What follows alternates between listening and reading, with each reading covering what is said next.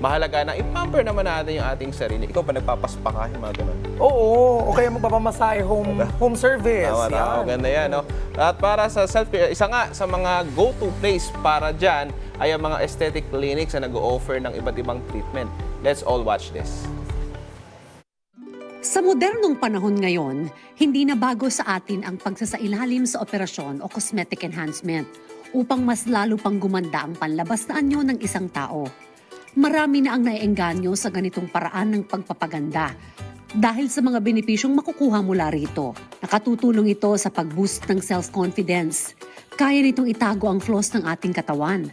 Maaari kang magbukang mas bata at pwede ka ring pumayat ng hindi nag-eehersisyo. Dahil dito ay kaliwat kanan na rin ang mga clinic na nag-o-offer ng iba't ibang surgical at non-surgical treatments. Kaya naman aming binisita ang isa sa Face and Body Advanced Aesthetic Clinic sa may lungsod ng Parañaque. Our edge will be having that personal touch with each and every client that we have talaga. Because again, eye aesthetics is not just about external. It's more on the internal. It starts from there. And I think ang naging edge namin over the 3 years is that how hands-on are we to all of our clients. Ayon pa sa entrepreneur, beauty queen at mom of 2 na si Maxine Misa, ay hindi lamang ang mga quality services nila ang naging susi sa kanilang tagumpay, kundi maging ang...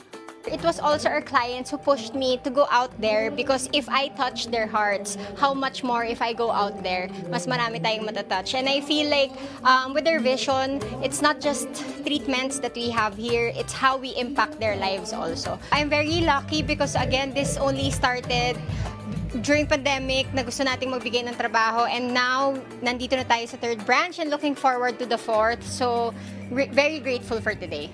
Walang masama sa paghahanda na mas gumanda pa at ma-enhance ang physical appearance. Ang mahalaga, kasabay ng pag-improve ng physical na kagandahan, ay nai-improve rin natin ang ating panloob na kagandahan.